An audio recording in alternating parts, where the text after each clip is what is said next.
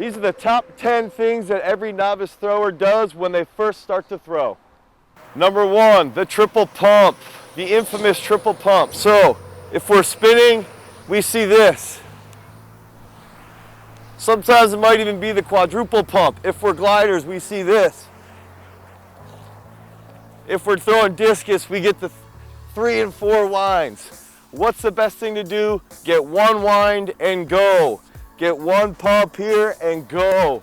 Get 1 wind in the discus and go. It's a simple fix. Less movement is better. Hundreds of shadow drills with no weight. Novice throwers love to come into the circle and take 17 shadow drills every single throw. Stop worrying about shadow drills in the circle. Hold an implement.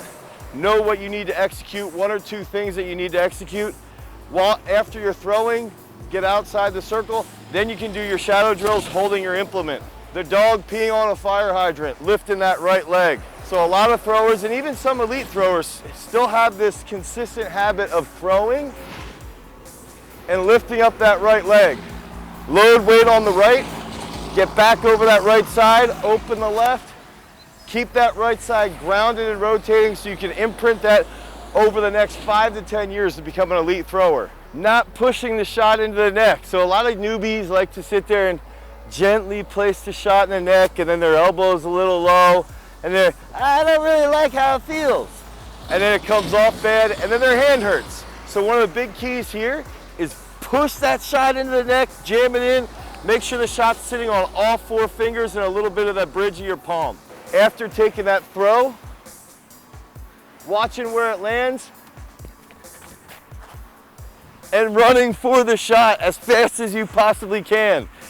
The only elite thrower I've ever seen do this is Alyssa Wilson, and she can do whatever she wants because she's a beast. You don't need to sprint for the shot or sprint for your discus. Take that nice throw, listen to your coach's cues, walk out to the sector and take in those coaching cues. Walking out in the sector with your back turned and not paying attention to the circle. This drives me nuts, especially as a business owner. Every time I see a kid walking out into the circle or out into the sector not paying attention, I think of 2 things. 1, the athlete might die. These things are weapons. Discs are weapons. Shots are weapons. Pay attention. Watch where it's going. 2, I think about losing everything that I own because somebody's gonna get hit by an implement and we're gonna lose everything because we're gonna get sued. Just pay attention for your own life's sake. Stop talking while you're throwing. Shut up and pay attention. If you're a new swimmer, you can't talk during swim practice. If you're a new football player, a new field hockey player, you've got to pay attention. And it's the same thing in throwing. Get into the back of the circle, know what you're trying to execute, and shut up. Just get in the circle, get set, go, take a nice throw, keep that right down, pay attention when you're going out to the sector. When you come back to the back of the circle or hanging out with all your buds, then you can chat a little bit. You can chat about whatever you want, but try and stay focused on your training session. We have a 7-foot circle in the shot, an 8-foot circle in discus, a little bit bigger. Use the whole circle. We had a throws camp at Throws University 2 weeks ago, and I'd say half of the novice throwers were throwing out of a 5-foot circle. Learn how to use the full 7 feet. Learn how to use the full 8 feet. Embrace the entire circle. Take up the entire real estate and use it to your advantage. Now on top of that, in the shot, we have a toe board for a reason. Use it, especially if you're a glider. Finish, hit the toe board. Use it to your advantage. If you're a spinner, get real tight, finish, rotate back around, and save that throw. Don't look at the toe board as though it's a weapon that's gonna kill you. That's what's in your hand, the shot of the discus. Look at the toe board as something that you can embrace to help you throw farther. A lot of novice throwers will look at the toe board, take a throw and fall back because they're fearful of what could happen. Nothing bad is going to happen. You're gonna be okay.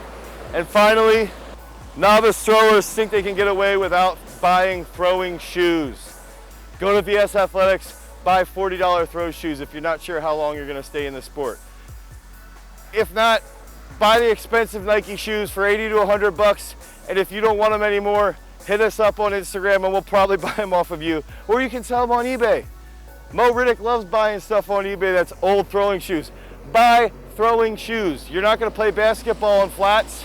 You're not gonna play football in sneakers unless you're playing on turf. You're not gonna wrestle without wrestling shoes. You're not gonna swim without swimming pants on or a cap and goggles. It's the exact same thing in throwing. Buy those shoes. It'll make it easier, it'll make it more fun, and you're gonna become an elite thrower in the next 2 to 3 years.